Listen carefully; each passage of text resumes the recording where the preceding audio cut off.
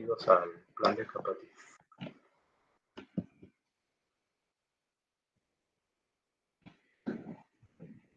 Bienvenidos al plan de capacitación para cromatografía líquida de alto desempeño. Hoy vamos a empezar por el módulo número 1, fundamentos de cromatografía y hardware para lo que son los distintos dispositivos HPLC y UHPLC.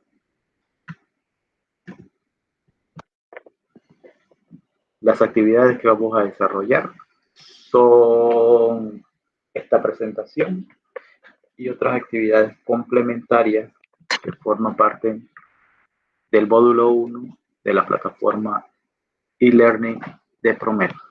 Los puntos que vamos a ver el día de hoy en esta presentación son una descripción de los módulos que componen el hardware, el fundamento de separación, lo que es la eficiencia y el desarrollo cromatográfico, que te llevan al ensanchamiento de banda, mejoras en la resolución, columnas y diferencias, beneficios entre los HPLC y UHPLC. Y por último, lo que son los módulos de detección para cada módulo. Los detalles de la formación y de las actividades los pueden ver en el link que está en la parte de abajo. Bien, vamos a empezar. Instrumentación para HPLC. Básicamente, un cromatógrafo de alto desempeño tiene en su haber como módulo principal y más importante lo que son la bomba o las bombas, el sistema que se encarga de suministrar la fase móvil a lo largo de todo el desarrollo cromatográfico. La bomba puede tener distintos diseños. Adicional, esta bomba puede aspirar de un único solvente, de 2 solventes para hacer mezcla, de 3 y de hasta 4 solventes para ir formando distintas combinaciones de los solventes que se contienen en los distintos reservorios. Volviendo a este mismo punto, una bomba entonces puede ser de varias modalidades. Una modalidad es donde aspira de un único reservorio y en ese reservorio podemos tener nuestra mezcla de solventes o un único solvente. Nuestra bomba puede tener un sistema que le permite seleccionar de distintos reservorios y luego mezclar esos dos solventes variando su proporción o manteniéndolo igual a través de todo el desarrollo cromatográfico. Esto es lo que permite a un dispositivo de cromatografía líquida de alto desempeño hacer mezclas de gradientes. Así que en este punto es donde se encuentra, junto a la columna, la parte más esencial de la cromatografía, el suministro de la fase móvil y la columna donde ocurre la separación. Bien, esos son los dos componentes más importantes de su cromatografía. En su cromatógrafo tenemos, para empezar, lo que es el sistema de aspiración, un sistema donde se eliminan las burbujas de la fase móvil, un sistema que elimina el ruido, un dispositivo para introducir la muestra al sistema cromatográfico, un módulo en donde se estabiliza la temperatura de separación y finalmente un dispositivo de detección basado en distintas propiedades de los compuestos, distintos fenómenos que te permiten capturar información de los compuestos. Todo esto registrado en un ordenador. Bien, ya que hemos repasado de forma rápida todos los componentes y les resalté que la bomba es lo más importante, voy a enfocarme en esta presentación en esa sección del hardware,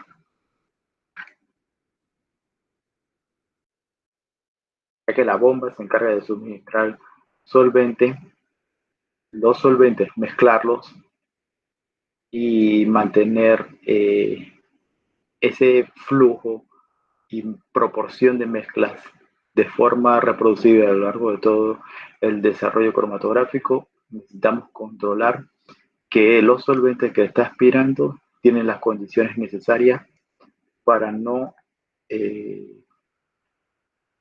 causar un deterioro o algo irregular en lo que es ese suministro y aspiración de solvente. Entonces, es importante que a la fase móvil se le tengan unas consideraciones. La fase móvil y las muestras, dependiendo de su origen y su grado de pureza, pueden contener distintos niveles de impurezas. Las impurezas que más afectan a lo que es la parte mecánica del instrumento son las partículas. Entonces, la fase móvil es ideal que esté filtrada a través de filtros de punto 45 micra o punto 22. Y este filtro de punto 45 y punto 22, más adelante, mi idea es que ustedes puedan identificar cuando utilizo punto 45 o punto 22. Pero por el momento, tomen en cuenta que existen esos dos tamaños de filtros que son esenciales si van a implementar en su laboratorio un ensayo utilizando un cromatógrafo. Bien, muestra y solvente requieren ser filtrados. Adicional a eso, se deben eliminar los componentes gaseosos de su solvente. Para eso hay dos opciones. Uno es purgar con helio su solvente y lo otro es asegurarse de que su cromatógrafo contiene un módulo capaz de eliminar esas burbujas. Normalmente un instrumento trae en su configuración un módulo que tiene la capacidad de eliminar lo que son los gases. Esto equivale a lo que es el degasificador en todos los equipos. En algunos es ya algo incluido en el hardware y en otros es un módulo que uno decide si invertir en él o no. Sea que inviertas o no inviertas, es necesario que tomes en cuenta que siempre debes eliminar las burbujas de tu fase móvil, ya sea porque lo hace el módulo o ya sea porque sonicaste tu fase móvil o porque utilizaste helio para eliminarlo. Porque es importante eliminar estas burbujas y estas partículas, burbujas por módulo de gasificador, partículas por filtración, porque todo esto se ve reflejado en lo que es el desarrollo cromatográfico. Las burbujas se van a registrar en el instrumento como inestabilidad y fluctuación de la línea base. Y si estás trabajando en una cromatografía en donde tu muestra o lo que estás buscando está en baja concentración, una burbuja puede aparecer, una señal cromatográfica, y esa burbuja puede aparecer al mismo tiempo de retención que aparece en tu muestra. Y vas a tener un problema de identificación. Bien, ese es el problema de las burbujas, inestabilidad en el detector y variación en la presión. Las partículas lo que van a hacer es que se van a comenzar a acumular en alguna parte del equipo, ya sea en la bomba, en el filtro en línea o en la columna o precolumna. Con el tiempo, esa obstrucción mecánica la vas a percibir reflejada en tu instrumento como un aumento de presión. En este punto es importante recomendarles que si usted en su laboratorio tiene un instrumento, en su bitácora vaya registrando como indicador de actividades, qué columna utilizó, qué fase móvil utilizó y qué presión está registrando esa combinación de columna y fase móvil y flujo. Es que con el tiempo usted puede identificar si algo está, si se está comportando fuera de lo normal. Eso lo va a notar ya que la presión va a aumentar o va a bajar. Aumentos de presión obedecen a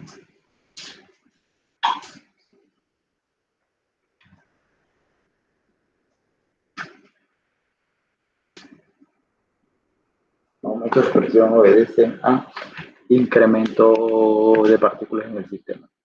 Disminución de la presión es porque en alguna parte del equipo no se está sellando bien o tiene fugas de solvente. Bien. Para evitar esta parte de las partículas y como suministro de fase móvil, se deben adquirir solventes. Y en el mercado existen distintos tipos de pureza de estos solventes. Por ejemplo, para lo que serían solventes grado tradicional está lo que es el grado ACS, el grado espectrofotómetro, el grado trazametales. Para cromatografía lo importante es, dependiendo de qué va a trabajar, si es cromatografía líquida tipo HPLC, el CMS,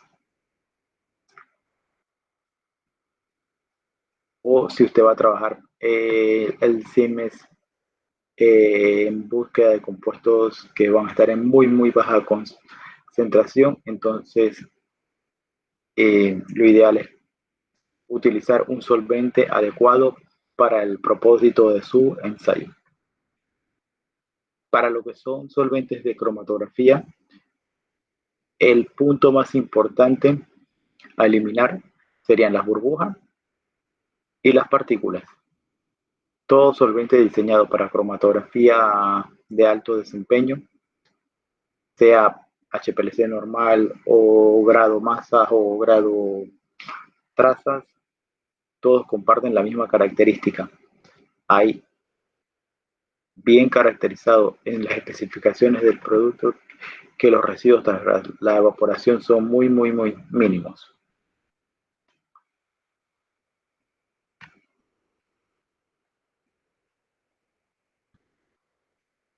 Eso en cuanto a los solventes. Entonces, para repasar esta parte, sobre los solventes lo importante es eliminar los gases contenidos dentro de la fase móvil y filtrar su solvente. Cada instrumento que se ha adquirido en los últimos, digamos, 10 años, idealmente va a tener un módulo que se encarga de eliminar lo que son los gases. Y adicional, en la mayoría de los instrumentos que usted va a encontrar hoy en un laboratorio, va a observar que contiene un filtro en línea. Este filtro en línea está en el módulo de la bomba. Este filtro en línea se encarga de contener cualquier partícula que sea aspirada de los reservorios de la fase móvil y evita que llegue a la columna. Esto es para proteger lo que es su columna. Si en la bitácora usted va percibiendo que el aumento de presión, se va a registrar en el sistema un aumento de presión, probablemente es porque en el filtro en línea se están comenzando a acumular partículas. Así que una prueba que usted puede realizar para ver si la presión está el aumento de presión es debido a acumulación de partículas en el filtro en línea es quitar la columna, arrancar el sistema y sin columna debe haber una presión muy baja y si observas que sin columna tiene una presión fuera de lo normal es porque el filtro en línea entonces está acumulando. Dependiendo del equipo, este filtro en línea se puede sacar, sonicar y limpiar y volver a colocar, o se reemplaza por uno nuevo. Esto sí varía en el diseño de cada fabricante. Bien, bombas. Vamos a ver unos detalles adicionales de lo que es la parte de las bombas para HPLC y UHPLC.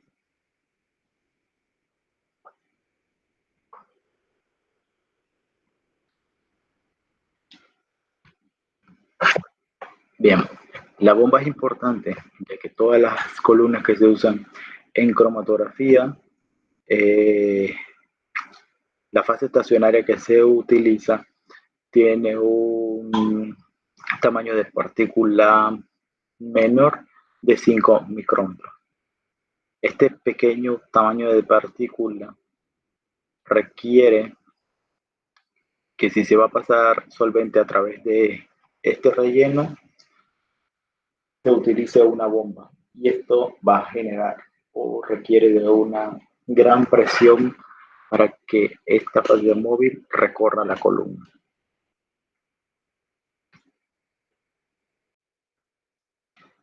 El diseño convencional en una bomba o el más utilizado es el que tiene un sistema de válvulas que aspiran y dispensan solventes. En todas las bombas siempre va a haber un movimiento mecánico en donde se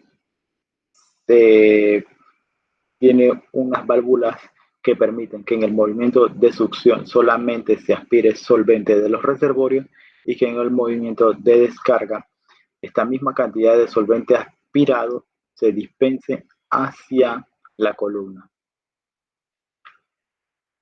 Entonces, repasando, las bombas cromatográficas tienen un sistema de aspiración y descarga de solvente basado en lo que es aspiración por pistones. En el movimiento de pistones se aspira y las válvulas de entrada solamente permiten aspirar solvente de los reservorios y en el movimiento de descarga la válvula de salida envía este solvente hacia la columna. Así que puntos importantes aquí, la mecánica del pistón de aspiración y el estado de las válvulas de entrada y de salida. Si las válvulas de entrada están bloqueadas por partículas en el movimiento de succión, no va a aspirar solvente. Y si las válvulas de descarga están obstruidas en el movimiento de suministro de solvente hacia la columna, también están bloqueadas por partículas, aquí lo que va a ocurrir es que va a haber un aumento, una ausencia de descarga de solvente. Entonces, puntos importantes en donde las partículas van a afectar es en la mecánica de la válvula entrada, la válvula salida y aumento de la fricción o deterioro del pistón en lo que es el movimiento de succión y descarga por acumulación de partículas. Aquí les pongo un ejemplo de una bomba. Esta parte de aquí equivale a un sistema de aspiración de doble pistón, en donde en la parte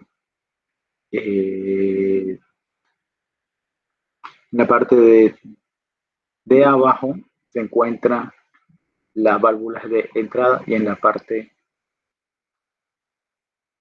de arriba es las válvulas de entrada y en la parte de abajo las válvulas de salida. Esta sección que ven aquí donde tengo el puntero es el filtro en línea. Aquí es donde las partículas se pueden acumular. Si hay aumento de presión, si hay una presión alta sin columna, este filtro de succión que está en esta parte se puede sacar, limpiar y volver a utilizar.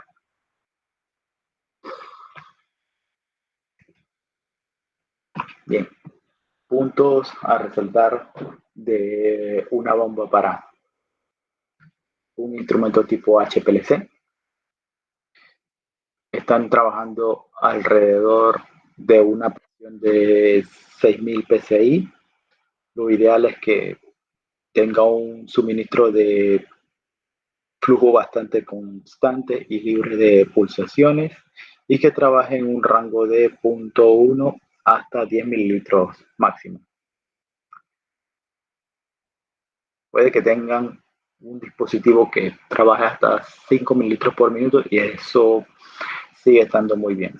Un flujo de 5 mililitros por minuto es bastante alto y bastante raro de utilizar. Los flujos que se utilizan para cromatografía tipo HPLC o QHPLC no pasan de 2 mililitros por minuto y arrancan en alrededor punto 1. Las tuberías con las que están construidas los instrumentos o que se pueden utilizar normalmente son de acero inoxidable o PIC. Bien, entonces volviendo a un punto importante es que el tamaño de partículas que se utiliza para cromatografía tipo HPLC, el tamaño de la partícula dentro de la columna está entre 2 y 5. Aunque el tamaño más comúnmente fabricado es de 3 o 5 micrómetros. Bien.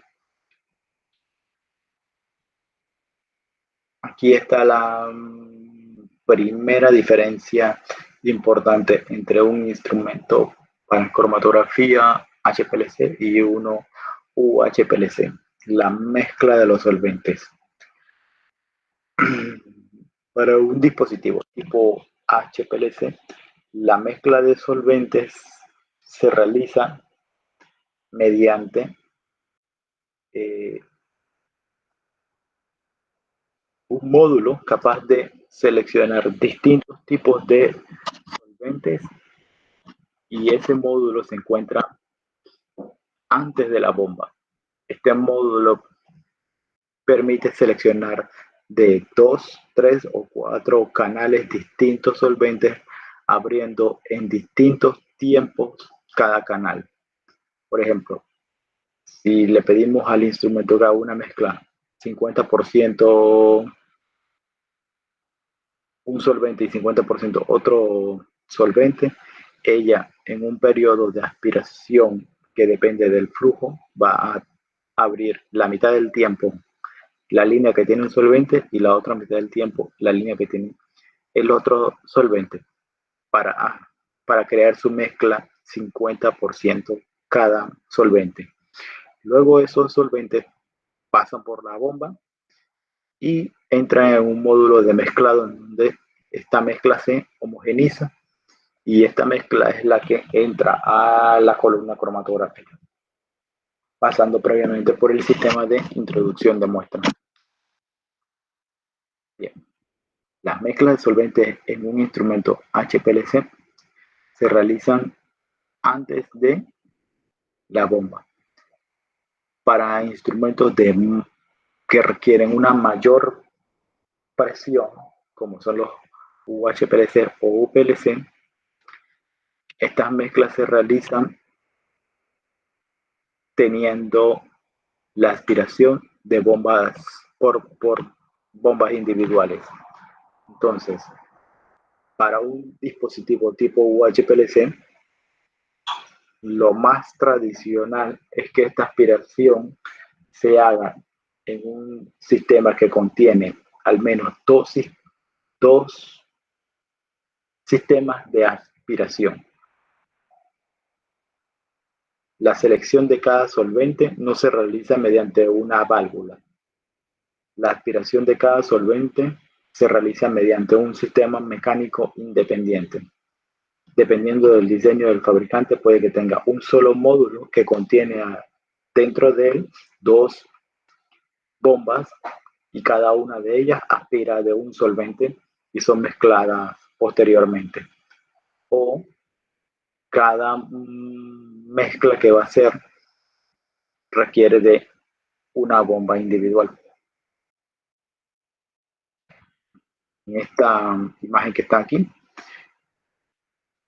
se representa lo que es el sistema de selección de solventes, la válvula que les comenté para gradientes de baja presión.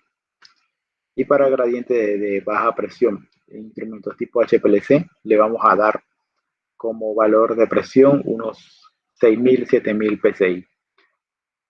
Es lo máximo que van a... Es la máxima valor de presión para la especificación de un instrumento tipo HPLC.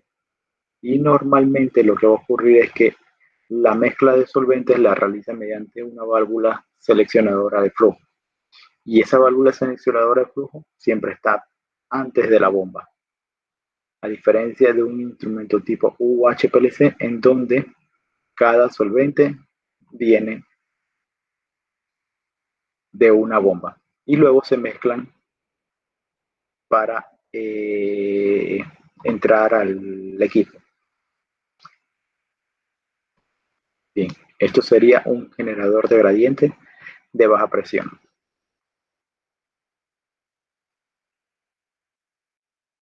Voy a echar esta imagen para atrás, ya que le quiero solamente resaltar un punto aquí. Gradientes de alta presión para instrumentos tipo UHPLC o UPLC. La configuración del hardware del instrumento, que va a generar presiones mayores de 6.000, puede venir de un módulo que tiene internamente dos bombas o que se configuren dos bombas individuales. Actualmente sí hay tecnología que permite tener una válvula seleccionadora y trabajar con presiones por arriba de 6.000. Esto es algo que no es tan comercialmente disponible hoy, pero sí existe. Así que este sería un punto a considerar a la hora de evaluar el diseño del instrumento con el que van a trabajar. Bien, no es algo convencional, actualmente existe, solamente se los quiero mencionar, pero ya que este curso es de fundamentos, no de marketing, pues vamos a dejar que lo convencional que usted va a encontrar es que la mezcla de gradiente de alta presión se hace por sistemas de aspiración independientes. La selección del solvente no se hace mediante una válvula.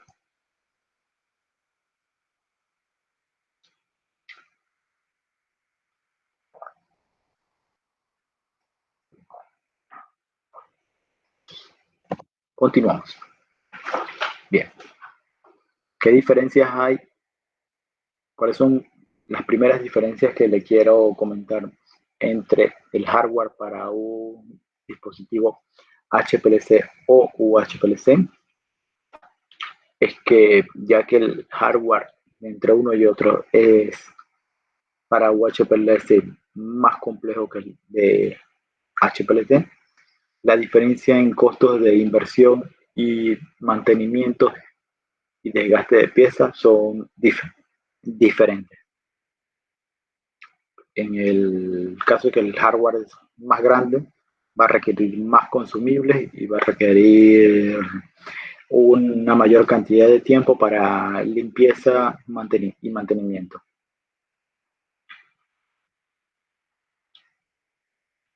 La otra diferencia es que aquí, por ejemplo, en este diagrama, hay una bomba para cada solvente. En el diagrama anterior hay una bomba y una válvula seleccionadora. Aquí se le tendría que dar o invertir en adquirir bombas individuales y un mezclador. Una bomba para cada solvente. Entonces, aquí, a diferencia del dispositivo tipo HPLC, en donde solamente se adquiere una bomba y una válvula seleccionadora, acá se tienen que adquirir dos bombas. Así que los costos de mantenimiento y de inversión de adquisición son diferentes. Ahora les muestro un ejemplo de lo que serían configuraciones. En este primer módulo es el ejemplo de la configuración en el comité, que dentro de un módulo vienen 2 unidades de aspiración. Esas 2 unidades de aspiración te van a permitir hacer gradiente de alta presión para UHPLC, pero mezclando 2 solventes únicamente. En este ejemplo del medio hay un módulo individual por cada bomba. Al igual que el ejemplo anterior, te va a permitir mezclar 2 solventes. La diferencia es que aquí son módulos independientes.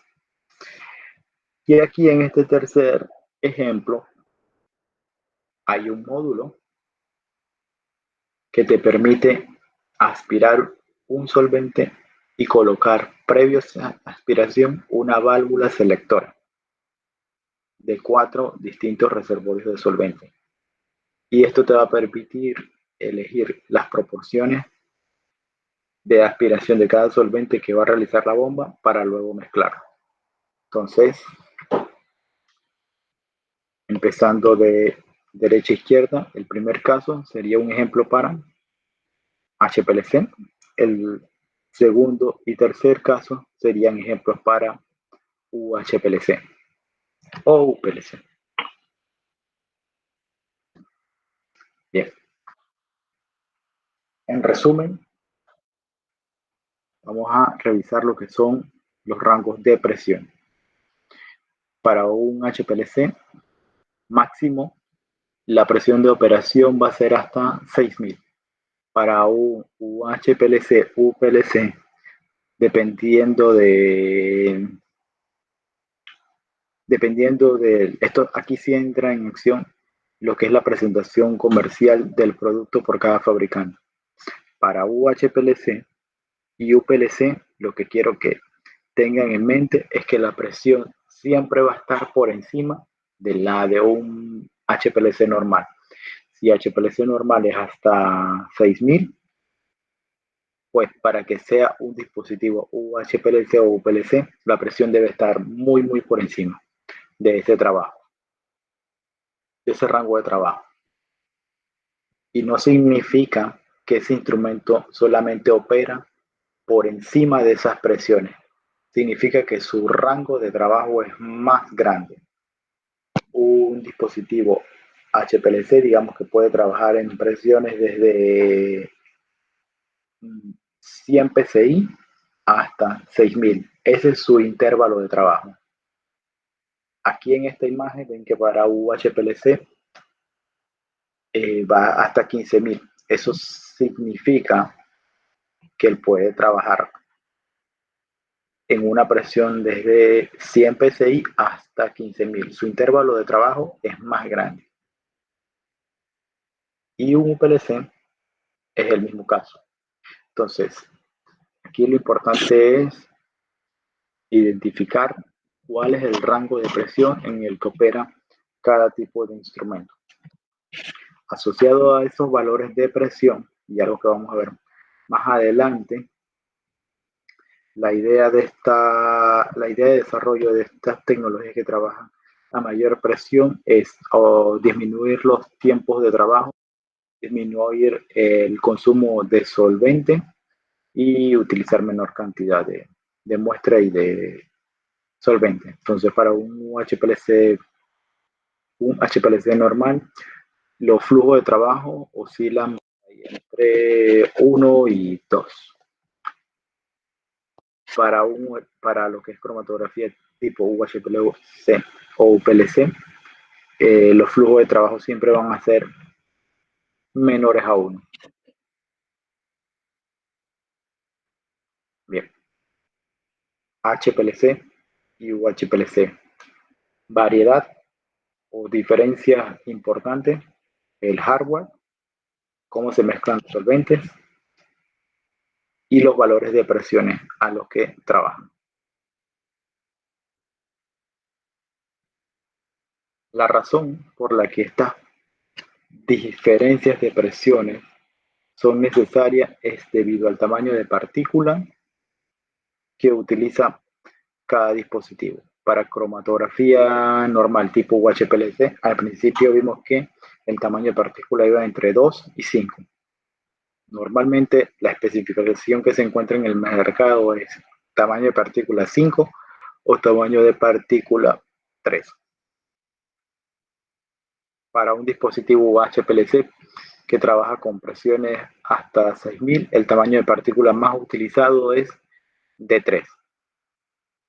Y la combinación o la presión que genera o de trabajo para esas partículas no va a superar normalmente los 6000.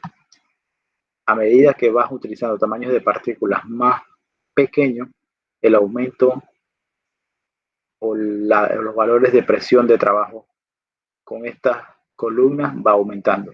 Y es donde se hace esencial entonces tener un hardware capaz de trabajar con estos mayores valores de presiones. Tamaños de partículas menores de 2 ya entran como rango de UHPLC. Si trabajas con columna de 2.6 o de 2, vas a tener un distinto valor de presión que si trabajas con columnas con tamaño de partículas de 1.3. Aquí es donde entra en acción la selección de si van a trabajar con un dispositivo que tiene un rango de presión más grande o más corto. Bien. Una de las razones por las que también esos valores de presión puede aumentar en una columna es el flujo al cual se le hace pasar la fase móvil. Para una columna de 5, bueno, como regla general, para todas las columnas, a medida que aumentas el flujo, aumenta la presión. Así que esa es una de las razones por las que en la imagen anterior vimos que los flujos de trabajo son distintos dependiendo del hardware con el que estés desarrollando tu cromatografía. A medida que aumentas el flujo, aumenta la presión. Dependiendo del tamaño de partícula, pues esos valores de presión son muy diferentes. Para una columna de 5, los valores en bar, si se varía el flujo entre 0.2 y 1, nunca va a superar los 100 bar. Pero para una columna que tiene tamaño de partícula de 1.6, únicamente cambiar de 0.2 a 0.4 ya representa un aumento de 100 bar.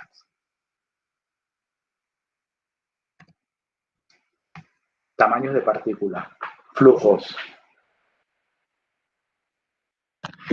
y velocidades de flujos son puntos importantes que hemos visto hasta ahora.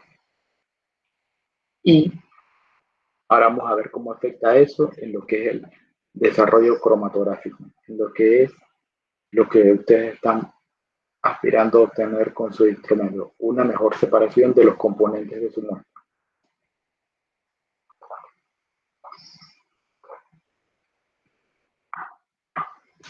Ahora vamos a ver lo que son cómo afecta el tamaño de partícula la separación. El término en la ecuación de Van Dinter es el término multicamino. ¿Cuál es la ruta que toma su analito cuando ingresa a la columna? Dependiendo de qué tamaño son los espacios y de qué tan complicado es recorrer ese camino, le va a tomar al analito también distintos tiempos alcanzar el detector.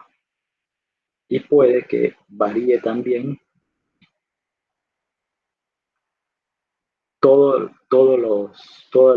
las moléculas de su compuesto, también va a afectar que todas las moléculas de su compuesto alcancen el detector en distintos tiempos. Bien, ahora de nuevo, término A de la ecuación deban de interno. Es el término multicaminos. Este término multicamino significa o describe el comportamiento y viaje que va a tener su compuesto a lo largo de toda la fase estacionaria, únicamente tomando en cuenta la parte física de viaje, aunque la cromatografía y la separación se basa en lo que es la interacción de ese compuesto entre la fase móvil donde está y la fase estacionaria. Este término multicamino, lo único que quiero que miremos por ahora es la parte donde cómo se afecta su ruta de viaje a lo largo de la columna y cuánto tiempo le va a tomar a alcanzar el detector. Y con esto no me estoy refiriendo puntualmente a la interacción que hay entre el compuesto con la fase estacionaria y su distribución entre la fase estacionaria y la fase móvil. ¿Cómo afectan que las moléculas de su compuesto no alcancen el detector al mismo tiempo o que la alcancen en distintos tiempos? Si su muestra está recorriendo un camino muy irregular, las distintas moléculas van a tomar distintos caminos y van a alcanzar el detector en distintos tiempos. ¿Cómo se refleja eso en el cromatograma? Pues hay una detección de la señal que dura mayor tiempo registrarlo. Entonces, como no todos llegan al mismo tiempo, primero van llegando uno, luego llegan la mayoría y después llegan los que están más atrasados, porque todos tomaron distintos caminos. Pero la mayoría tomó un camino principal. Eso se refleja en lo que es la forma de su señal cromatográfica. Un pico con forma gaussiana, pero ese pico le toma una cantidad de tiempo bastante grande y por eso el pico se ve. Por eso la señal cromatográfica tiene una duración de tiempo bastante larga. Ahora, si el tamaño de partículas que ustedes tienen en su columna es muy pequeño, muy uniforme, le va a tomar, van a tener caminos muy, muy parecidos y las moléculas del compuesto que está detectando van a llegar casi siempre todas al mismo tiempo. Como van a llegar casi todas al mismo tiempo, el tiempo de adquisición o el tiempo que alcanza el detector es bastante corto, a diferencia del de abajo, que a un pico sea más ancho que otro, significa o lo representamos como una eficiencia de pico. Entre más ancho está, mayor es su ensanchamiento de banda. Entre más estrecho es, mayor es la eficiencia de la columna. En esta imagen de la izquierda se puede ver una imagen del ancho del pico para HPLC, UHPLC y UPLC. Como ven, como vimos en la imagen anterior, la diferencia entre UPLC y UHPLC es los valores de presiones en que trabajan. Así que tenga un nombre o tenga el otro, lo esencial siempre es fijarse el valor en que trabaja ese instrumento. Y aquí sí les quiero comentar que UPLC es una marca registrada. Solamente está disponible para un fabricante.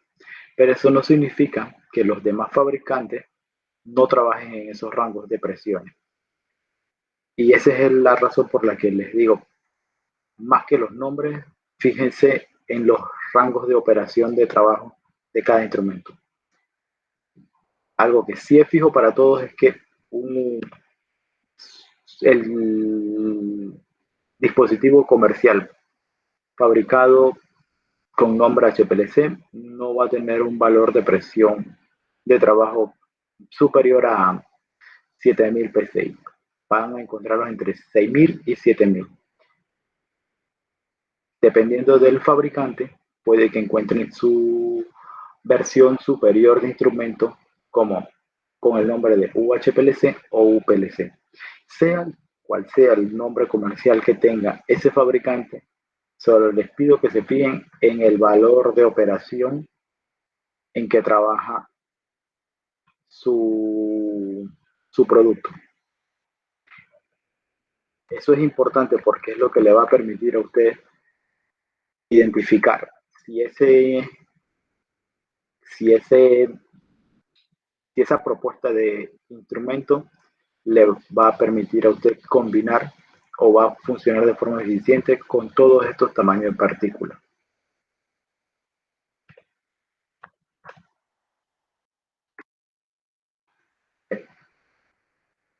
Volviendo al tema acá, la diferencia entre la imagen de arriba y la imagen de abajo es que la señal cromatográfica de arriba tiene una mayor eficiencia y el pico de abajo tiene, con respecto a la señal de arriba, tiene un gran ensanchamiento de banda.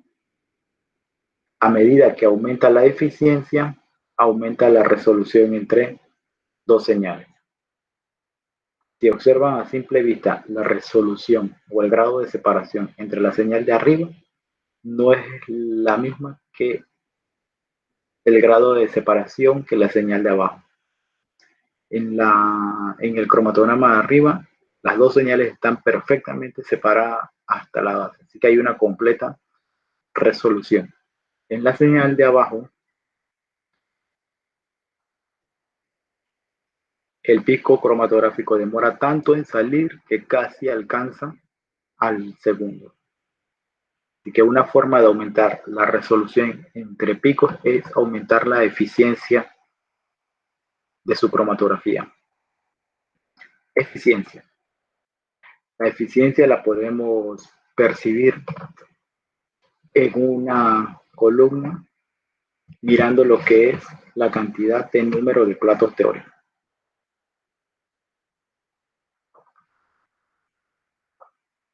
Y una columna va a tener una mayor cantidad de platos teóricos a medida que la altura de esos platos teóricos es más pequeña. Entonces, en esta gráfica de velocidad de flujo versus altura de plato teórico, podemos percibir a qué velocidad de flujo se obtiene menor altura de plato teórico. Y entre menor es la altura de platos teóricos, mayor número de platos teóricos voy a tener. Y a medida que tengo más platos teóricos, voy a tener una mayor eficiencia en mi columna. De nuevo, mientras más pequeña es la altura del plato teórico, mayor es el número de platos teóricos. Y entre mayor es el número de platos teóricos, mayor eficiencia voy a tener en la columna.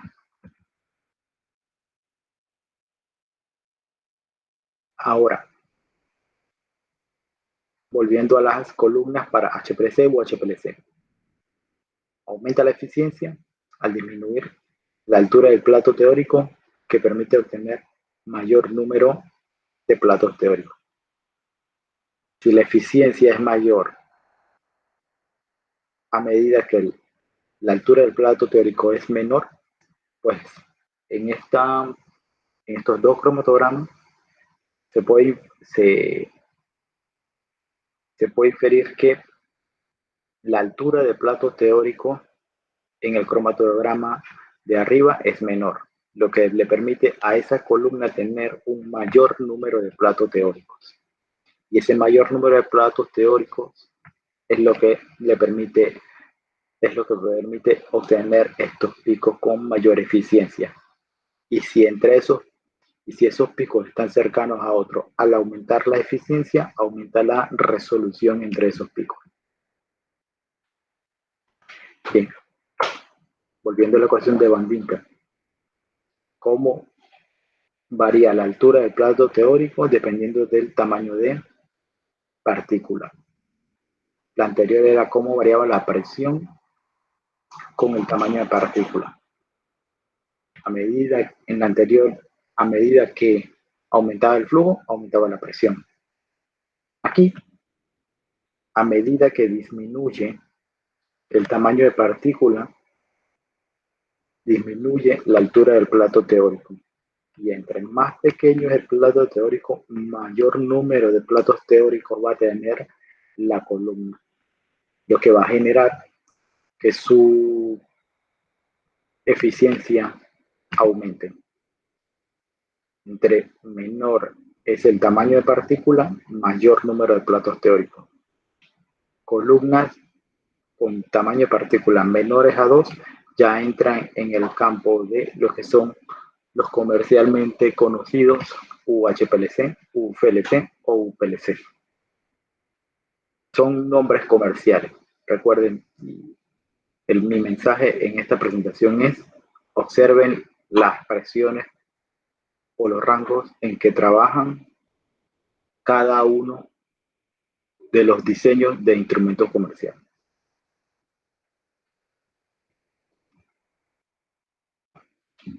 Ahora, miremos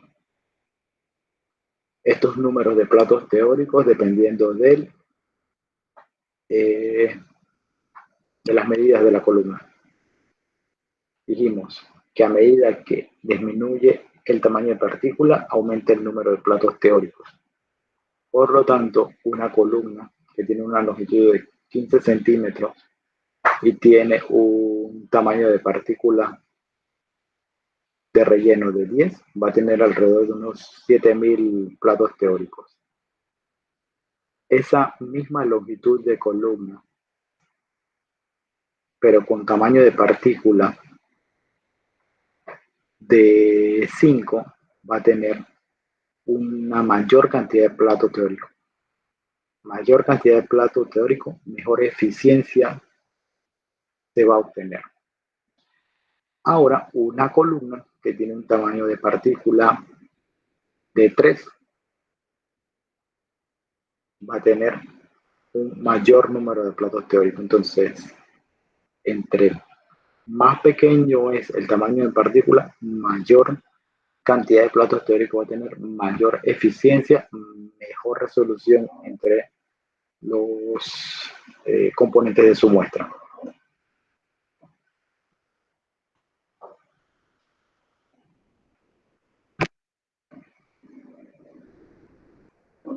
Bien, la gráfica anterior era de tamaños de partículas muy, muy grandes. Ahora miremos más hacia abajo. La diferencia en la ecuación de Van Dinter entre tamaños de partículas de 1.8 y 1.8 ya entra en el rango de UHPLC, UPLC, 3.5 y 5. La altura del plato teórico menor en esta gráfica es la de 1.8. Así que entre menor es la altura del plato teórico, mayor número de platos teóricos, mayor eficiencia, mejor resolución entre compuestos. 1.8 son columnas de ultra alto para cromatografía de ultra alto desempeño. Alta separación, señales cromatográficas con picos de con mucha eficiencia, y si están cercanas a otras señales, pues va a haber una mejor resolución. Pero estos tamaños de partículas estos pequeños tamaños de partículas requieren de un hardware capaz de soportar, trabajar las presiones en las que operan este tipo de columnas. La diferencia entre trabajar cromatografía con tamaños de partículas muy pequeños es que el hardware es diferente, ya que debe soportar distintas presiones. Beneficios: tiempo más corto, menor gasto de solvente y mejor resolución entre compuestos debido a que la eficiencia de las columnas utilizadas es muy superior.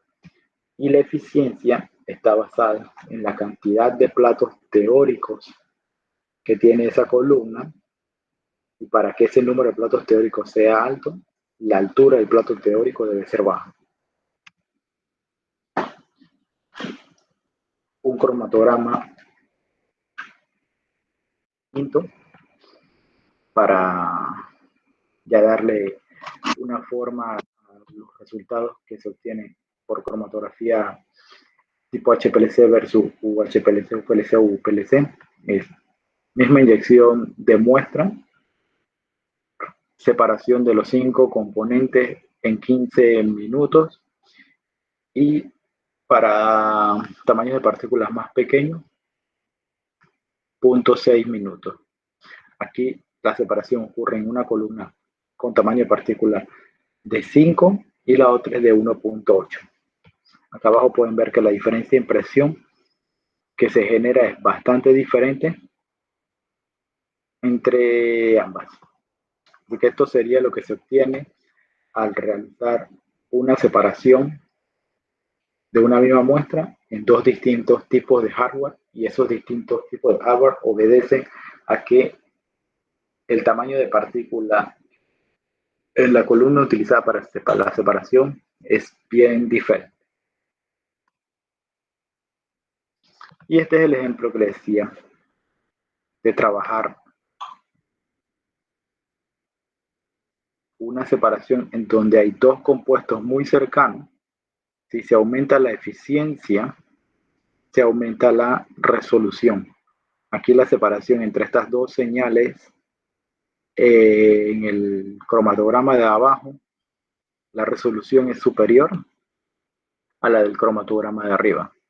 La diferencia es distintos tamaños de partículas. Y aquí, este tamaño de partículas es de 2.7. Si se emplease o se corriese esta misma muestra con una columna con menor tamaño de partícula, pues la resolución seguro ya aumentaría hasta el valor de separación total.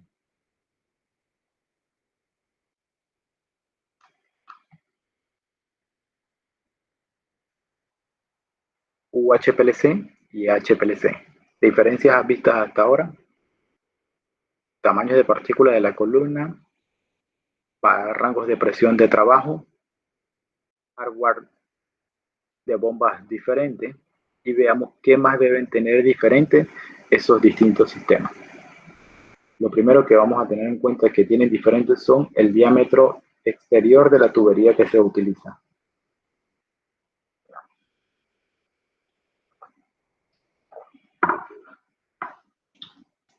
Bien. Los diámetros de tubería que se utilizan son muy diferentes. Para UHPLC, UPLC, esos diámetros son más pequeños. Y en cuanto a tubería, lo que hay que tener en cuenta también es que existen distintos tipos de conexión. Los de Waters, de los de Swagelok, Parker, Rodan o Balco tienen diseños distintos. Si el instrumento que actualmente usted posee o va a adquirir no tiene un diseño propio, pues es muy importante tomar en cuenta que en el momento en que usted vaya a requerir reemplazar algún tipo de conector, debe asegurarse que sea totalmente compatible. Si su instrumento es de una marca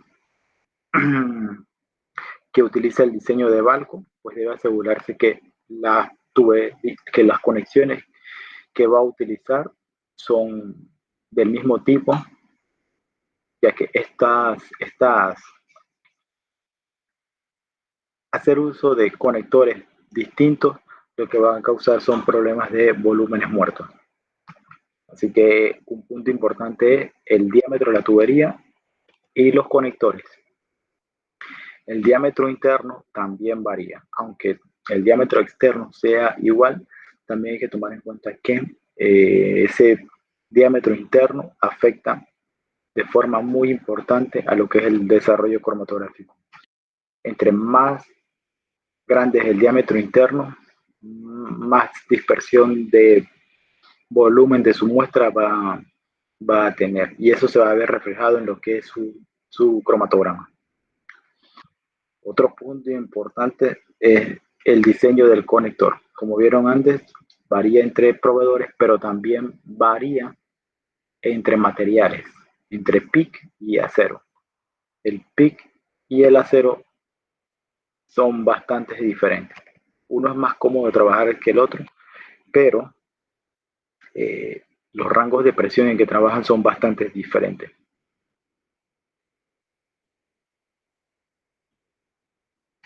Entonces esta imagen de aquí es lo que le quería mostrar. Si los conectores son diferentes, pues va a dar origen a espacios que no están ocupados, lo que le va a causar a usted volumen muerto. Los conectores de acero normalmente constan de tuerca y férrula, y los de PIC son una única pieza. Son más cómodos de trabajar los conectores de PIC, pero tome en cuenta que sus valores de presión son muy diferentes. Y como ya vieron, entre un HPLC, UHPLC, UPLC, UFLC, los rangos de presión de trabajo también son diferentes.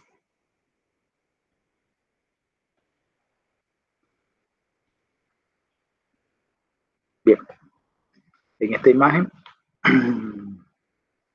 les quiero mostrar una lista de los distintos tipos de combinaciones que hay para tubería PIC.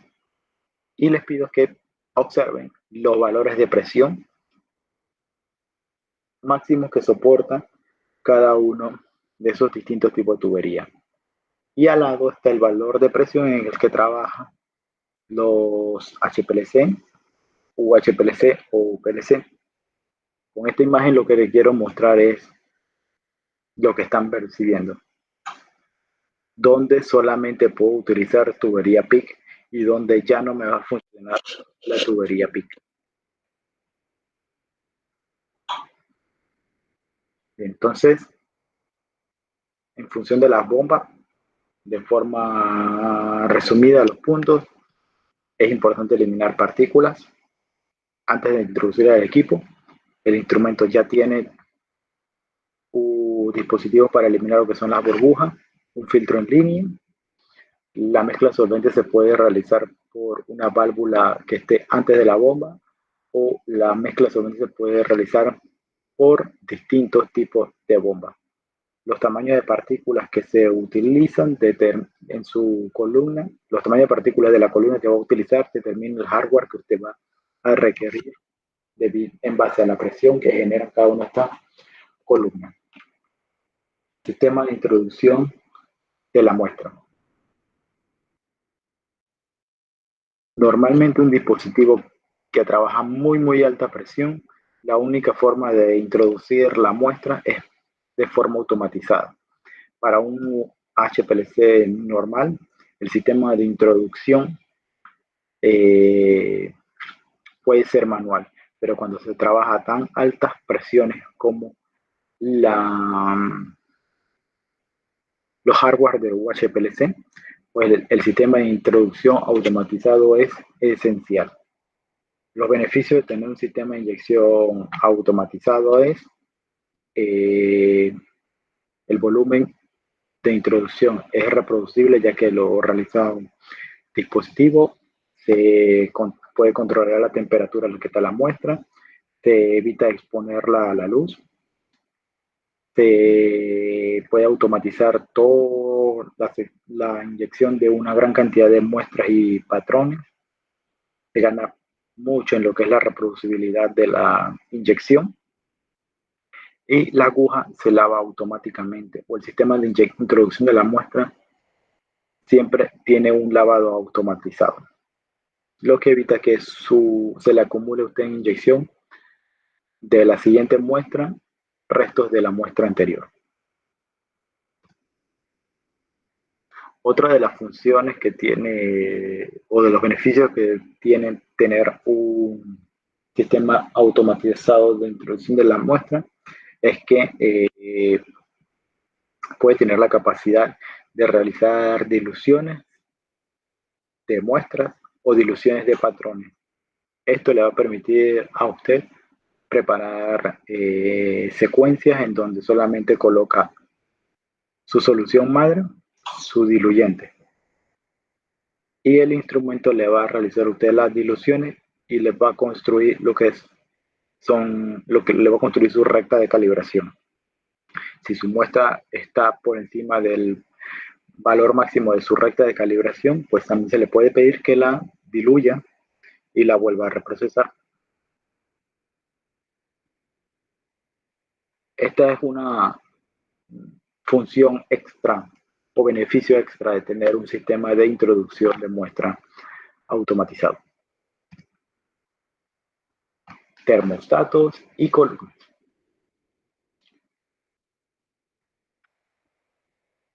Controlar las temperaturas en las que ocurre la separación es un punto importante. La temperatura afecta bastante lo que es la separación. Y en este ejemplo tenemos tres distintas temperaturas de separación: 21, 30 y 40.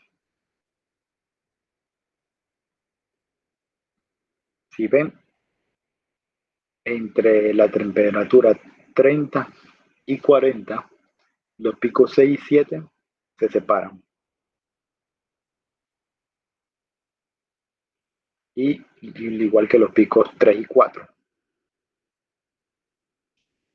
La señal que observa en el cromatograma A40 tiene mejor separación, menos tiempos de duración y mayor resolución entre los 7 componentes, y los picos tienen mayor eficiencia. Ese es uno de los beneficios de controlar la temperatura de separación. Se puede acortar el tiempo de separación y mejorar la eficiencia entre los picos. Y una mejora en la eficiencia siempre trae como resultado que si hay picos cercanos, se mejora la resolución. Bien, esto es lo que le quería comentar en cuanto al control de temperatura en la separación. Termostato de columna o horno de columna es el nombre comercial que se le da a esta sección del hardware. En cuanto a las columnas, ya vimos que el tamaño de partícula determina el valor de presión en el que se va a trabajar. Las partículas tienen un diseño o unas propiedades que varían, y eso es lo que da origen a que existan tantos tipos de fase estacionaria. Longitud de la columna, diámetro interno de la columna, son factores que afectan el tiempo que va a demorar su separación cromatográfica, y el tamaño de partícula también es otro punto que va a afectar la eficiencia de sus picos, la resolución entre picos, los tiempos que dura su cromatografía. Y estos son las tres propiedades de una columna que más se miran, adicional a lo que es la composición de su fase estacionaria. El tipo de fase que contenga esa partícula. Algo que quiero agregar a estos parámetros que siempre se evalúan es el encapping. Entonces quiero explicar lo que es el encapping y que tengan en adelante en cuenta el largo de columna, diámetro de columna, fase estacionaria, tamaño de partícula y el encapping que tenga el diseño de esa columna. Normalmente la superficie de la partícula va a estar modificada, sea una C8 o C18, sobre la superficie de esa partícula van a quedarle grupos silanoles que no lograron alquilarse. Esos grupos silanoles van a generar, o dependiendo de qué cantidad tenga de grupos silanoles libres, usted lo puede percibir en el desarrollo cromatográfico. porque ellos van a interaccionar de igual manera con su muestra. Si su columna es tipo C18 o C8, dependiendo de cuán modificada esté la superficie, usted va a tener distintos porcentajes de grupos silanoles libres. Esos silanoles libres también van a interactuar con su columna. Para evitar que esos grupos silanoles interactúen con su muestra, lo que se hace es bloquearlos utilizando un alquil más pequeño que no va a participar de su cromatografía. A este proceso de bloqueo de esos silanoles se le denomina encapping. Y el encapping lo que hace es bloquear esos grupos silanoles. ¿Cómo se percibe en una especificación de una columna? Pues en la carga de carbono que tiene esa partícula. Su superficie está modificada para que sea tipo C18, pero adicional hay una descripción que se le llama carga de carbono. Y esa carga de carbono, junto a la descripción de si tienen capping o no, determina qué cantidad de bloqueo se le hizo a la superficie de esa partícula. Así que longitud, diámetro, tamaño de partícula, fase estacionaria y encapping son las propiedades más importantes que deben mirar de su columna a adquirir. Adicional a eso, pues yo les recomiendo que también observen el rango de temperatura en el que opera esa columna.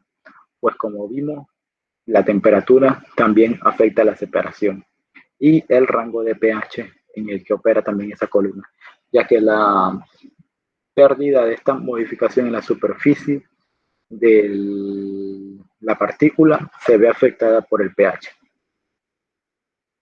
Entonces, volviendo a repasar lo que son columnas: longitud, diámetro interno, tamaño de partícula, tipo de fase estacionaria, encapping, rango de temperatura y rango de pH de trabajo. Con eso entonces si cerramos lo que es las propiedades más importantes de una columna. ¿Cómo elegir el diámetro de mi columna? O cómo elegir las dimensiones de mi columna. Si usted va a hacer un trabajo preparativo, es diferente a realizar un trabajo semi-preparativo, analítico y semi-microanalítico. Las cantidades de muestras que soportan cada columna son diferentes y los flujos de trabajo óptimos también son diferentes. Para una columna analítica o semi-micro, hay una cantidad máxima de muestras que usted puede introducir. Así que es otra de las propiedades que también hay que tener en cuenta. Cuando tenga su cromatograma, pues usted va a observar distintos comportamientos en lo que es su señal cromatográfica. Una señal cromatográfica que está en buen estado debe ser igual a la imagen A. Un pico gaussiano perfectamente distribuido y simétrico. Si usted obtiene una señal cromatográfica parecida a la imagen B, es debido a que su muestra está interaccionando mucho con su columna y por eso le está tomando mucho tiempo terminar de salir de su columna. ¿A qué se debe eso? A que probablemente está interaccionando con los silanoles libres de su columna, o que su columna a lo largo del tiempo ha ido perdiendo modificación y comienza a interactuar más con la fase estacionaria, que no está modificada. Otra opción es que el ajuste del pH no es el adecuado. Así que esas son las causas en que pueden generar lo que se le conoce como tailing a su pico cromatográfico. Ahora, también puede tener una forma como la tipo C, en donde termina de salir rápidamente, pero le cuesta mucho llegar al máximo. Ese fronting de la imagen C es debido a que la carga de muestra que se le está metiendo a la columna es superior a la que soporta. Así que para evitar esto lo que se hace es o inyectar menos o diluir la concentración sin cambiar la columna. Si no, otra opción es cambiar a una columna que soporte mayor carga de muestra. En función de lo que son las partículas, pues siempre es recomendado utilizar lo que son precolumnas. Precolumnas hay de distintos tipos de diseño. Elegí esta imagen pues porque me gusta este diseño en donde ya trae incluido el capilar, la tuerca y la férula, y el cambio de, lo único que hay que hacer es cambiar el cartucho. Pero como ya vieron en unos slides anteriores, el conector es esencial en su cromatografía. Así que siempre hay que tomar en cuenta que si voy a utilizar una precolumna, el conector que va a utilizar es totalmente compatible con la columna que va a utilizar. Así que aquí entra en juego el conector que va a la columna y el conector que entra a la precolumna. Punto importante a tomar, ya que existen distintos tipos de conectores y el diámetro de la tubería que utiliza. Detectores.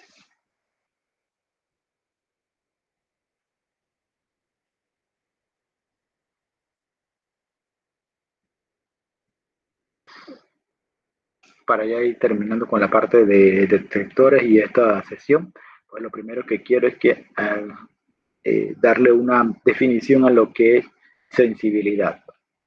Y sensibilidad es la respuesta de un dispositivo que es proporcional a la concentración de la muestra, que es proporcional a la concentración del componente en una muestra que eluye del sistema cromatográfico. Entonces, la respuesta de ese componente ante ese detector. Y eso, lo que les quiero decir es que no siempre debe ser interpretado como un límite de detección. La sensibilidad está probada principalmente en un compuesto puro, en un solvente, sin tomar en cuenta una matriz. Esa sería la principal diferencia para no tomarlo en cuenta como valor de límite de detección para un método. La sensibilidad del detector no va a ser siempre la misma para un único compuesto, ni tampoco puede ser tomada como un valor de referencia para todas las muestras que procese con ese instrumento y ese detector. Por ejemplo, para un detector V que responde a la absorción de grupos cromóforos, y esos cromóforos pueden tener distintos oxocromo y distintos tipos de conjugaciones, pues por ejemplo, si se preparan 3 soluciones de estos 3 compuestos y se preparan a la misma concentración, se inyectan y se registran sus áreas, no siempre van a tener, los 3 van a tener distintas áreas, distintas alturas, aunque tengan la misma concentración. Eso es debido a que la respuesta de cada uno de esos compuestos en ese detector es diferente. Entre mayor sea la propiedad a la que responde, mayor va a ser la señal. Detectores. El detector más popular es el DV. Es bastante lineal, funciona muy bien para cuantificar, tiene un rango de longitud de onda de trabajo. Hay de distintos tipos donde se puede monitorear una longitud de onda o dos, o hay de los tipos en donde se pueden registrar varias longitudes de onda al mismo tiempo. Característica del analito es que tenga la capacidad de absorber luz UV. Aquí hay dos ejemplos de dos compuestos. Uno, un perfecto candidato para detección por un HPLC con detector ultravioleta, y el otro solamente tiene un grupo carbonilo que va a tener muy poca, va a generar muy poca señal en este detector. Así que dependiendo de lo que se está buscando, de las propiedades de su compuesto, pues se debe elegir cuál es el detector que va a dar una respuesta adecuada o que lo va a poder ver. En el caso anterior, el compuesto de la izquierda no es buen candidato para detección UV. Así que hay que buscar una alternativa. Para ello están los detectores universales tipo índice de refracción y detector de dispersión de luz evaporativa, en donde el primero obedece al principio de que las lecturas se basan en la reducción de la velocidad de la luz al propagarse en un medio homogéneo. El índice de refracción, todas las sustancias van a causar esta desviación de la luz, y en un detector de refracción lo que se monitorea es la fase móvil versus la difracción que causa la ilusión de un componente. En un detector de dispersión de luz evaporativa se elimina lo que es el solvente mediante un gas. El solvente debe ser más volátil que el compuesto, por lo que a la sección de lectura solamente va a llegar el compuesto, y a medida que esté presente pues va a causar una mayor dispersión de la luz. Esa mayor o menor medida sirve para identificar y para cuantificar. Un detector de fluorescencia, la diferencia con el detector UV es que se aumenta la selectividad, ya que si un compuesto se excita a una longitud de onda, su longitud de emisión para ese compuesto ya está completamente caracterizada. Así que si es el compuesto que se está buscando, debe excitarse con una longitud de onda específica y él debe emitir una respuesta específica. En estos detectores, la información que se introduce es longitud de onda de excitación y longitud de onda de emisión. Deben concordar ambas y varía de compuesto en compuesto. Por eso la selectividad es superior. En un detector electroquímico, lo que se hace es utilizar las propiedades de oxidarse o de reducirse de un compuesto. Por ejemplo, este compuesto tiene distintos grupos funcionales. Algunos se pueden reducir y otros se pueden oxidar. Dependiendo del voltaje que se aplique, va a ocurrir o una oxidación o una reducción. Los detectores electroquímicos funcionan en dos principales distintos modos: voltamétricos y amperométricos, y te permiten realizar adquisiciones de datos por aplicar una corriente continua, y dependiendo del valor que apliques, pues lo que estás buscando se va a oxidar o se va a reducir. Que hagas un scan en donde aplicas voltajes distintos y puedes registrar qué se oxida y qué se reduce. Y una tercera opción es donde controlas los pulsos. Esta adquisición de control de pulso es necesaria cuando en el proceso de oxidación o reducción tu muestra se deteriora tanto que necesitas en la lectura agregar un paso de limpieza. Así que se hace una programación de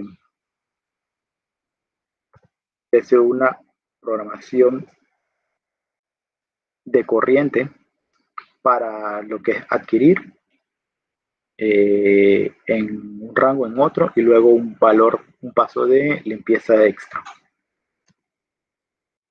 Bien, esto sería lo que es un detector electroquímico. Beneficios y diferencias con los detectores anteriores. Los rangos de concentración en el que trabaja son muy inferiores a los que puede percibir un detector UV. Un detector UV de fluorescencia índice de refracción o luz dispersiva evaporativa.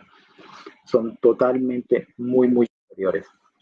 Y con esto cubrimos lo que son los detectores convencionales más comunes. Nos queda un último detector, que es el de espectrometría de masa, pero ese detector está programada su información a cubrir en un curso aparte, que una vez ingresen a nuestra plataforma de aprendizaje van a observar que está la opción de aprendizaje. Así que este curso no abarca hasta lo que son los detectores de espectrometría de masa. Ese punto o ese detector tal cual está separado en una formación aparte. Bien, resumen. Ya vimos lo que hay que, consideraciones hay que tener de la fase móvil, los puntos importantes de la bomba, cuál es el hardware necesario si va a trabajar a baja o alta presión para HPLC normal o UHPLC, UPLC, UFLC, beneficios de la inyección de la muestra, cómo afecta el tamaño de partículas en la decisión y en la cromatografía, adicional cómo afecta la temperatura de separación, cómo afecta la temperatura a la separación, las propiedades de la columna, eficiencia, ensanchamiento de banda, altura de plato teórico, número de platos teóricos y los detectores que comúnmente más se utilizan, dejando por fuera lo que son los detectores de espectrometría de masa. Y los de espectrometría de masa pues se cubren en un curso aparte y exclusivo, que pronto podrán accesar en la plataforma de aprendizaje. Bien, eso en cuanto al hardware. Comentarios finales, pues